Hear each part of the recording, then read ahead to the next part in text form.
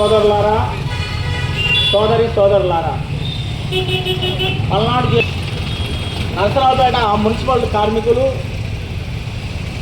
రాష్ట్ర వ్యాప్తంగా ఇంజనీరింగ్ విభాగంలో technical side, non technical side కూడా కార్మికులు మరి గత 4 రోజుల నుండి సమ్మె చేస్తున్నారు. ప్రధానంగా మరి ఈరోజు పారిశుద్ధ్య కార్మికులు కూడా మరి సమ్మెలోకి రావడం జరిగింది.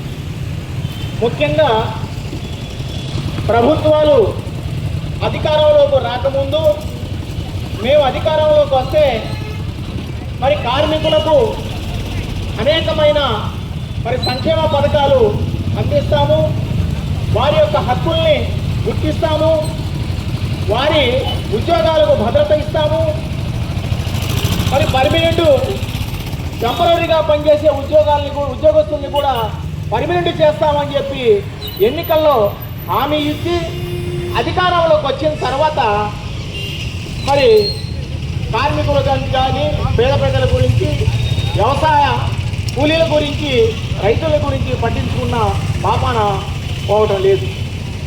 ముఖ్యంగా మనం చూసుకునే మాట అయితే మరి కార్మికులు కాంట్రాక్ట్ బేసు అవుట్సోర్సింగ్ కార్మికులుగా ఉండి మరి వాళ్ళ సంవత్సరాల తరబడి పనిచేస్తున్నప్పటికీ కూడా మరి వారి ఉద్యోగాల్ని పర్మినెంట్ చేయకపోవడము, అంతేకాకుండా బొటాబొటి జీతాలతోటి కుటుంబాలని గడుపుకునే పరిస్థితి లేకుండా మరి దారిద్ర్యంతో మరి ఇబ్బంది పడే పరిస్థితి మనం ఈనాడు మరి కాంట్రాక్ట్ కార్మికుల నుంచి చూస్తూ ఉన్నాం. మరి ఈ పరిస్థితి ఇట్లాగే కొనసాగవలసిన అవసరం ఉందా అని చెప్పి మనం చూసుకునే మాట అయితే ప్రభుత్వాలు మరి ఏ విధంగా అయితే ప్రజల కోసం మేము పనిచేస్తామని చెబుతున్నాయో ఆ ప్రభుత్వాలు కార్మికుల గురించి పట్టించుకోవాల్సిన అవసరం ఎంతైనా ఉంది. మరి గత ప్రభుత్వంలో కార్మికులు సమ్మె చేస్తే మరి ఆనాడు ప్రతిపక్షంలో ఉన్న మరి తెలుగుదేశం పార్టీ మీకెందుకు, మేము ఉన్నాము, మీరు సమ్మె చేయండి, మేము అధికారంలోకి వస్తే మీకు అన్ని సౌకర్యాలు కల్పిస్తాము, ఉద్యోగాల్ని కూడా పర్మినెంట్ చేస్తామని చెప్పి వాగ్దానం చేయడం జరిగింది. కానీ మరి అధికారంలోకి వచ్చిన తర్వాత టీడీపీ పార్టీ అధికారంలోకి వచ్చిన తర్వాత మరి కార్మికుల గురించి పట్టించుకున్న పాపాన పోలేదు. మరి ఈనాడు మరి ఆనాడు ఉన్న అధికారంలో ఉన్న వైఎస్ఆర్ కాంగ్రెస్ పార్టీ మరి ఈనాడు టెంటులో మరి కార్మికులు కూర్చొని ఉంటే వారు వచ్చి మరి టెంట్లోకి వచ్చి సానుభూతి మాటలు చెప్తే మీకెందుకు మేము ఉన్నామని చెప్పి మరి ఆ మాజీ నాయకులు ఆ రకమైన పద్ధతుల్లో కార్మికులకు వాగ్దానం చేస్తూ ఉన్నారు. ఈ పరిస్థితి భారతదేశానికి స్వాతంత్రం వచ్చినప్పటి నుండి మరి కార్మికులు, పేద ప్రజలు, రైతులు, వ్యవసాయ కూలీల విషయంలో ఈ ప్రభుత్వాలు ఈ రకమైన మోసాలు చేస్తూనే ఉన్నాయి. మరి ఇదొక్కటి కార్మికుల సమస్య ఒక్కటే కాదు, మరి రాష్ట్రంలో మనం చూసుకున్నామంటే రైతులు పరిస్థితి చాలా దీనాతిదీనంగా ఉంది. రైతులు పండించిన పంటకు గిట్టుబాటు ధర లేదు. పొగాకు రైతులు మరి బర్లీ పొగాకు రోడ్ల మీద వేసి కాల్ చేసే పరిస్థితి రైతులు చూస్తున్నాం మనం. అంతేకాకుండా మిర్చి రైతులు మరి పూర్తిగా నష్టాల్లో కోరుకొని పోయి ఆత్మహత్యలు చేసుకునే పరిస్థితి మిర్చి రైతుల్లో పరిస్థితి చూస్తూ ఉన్నాం. ఈ రకంగా నిత్యావసర వస్తువుల ధరలు రోజుకు పెరిగిపోతూ సామాన్య మానవుడు బ్రతికే పరిస్థితి ఈనాడు మనకు కనిపించడం లేదు.